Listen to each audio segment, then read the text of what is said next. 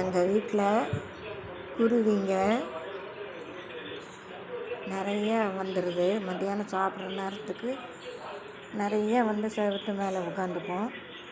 அப்போ ஏதாவது அரிசி தினை இந்த மாதிரி நாங்கள் வாங்கி வச்சுருப்போம்.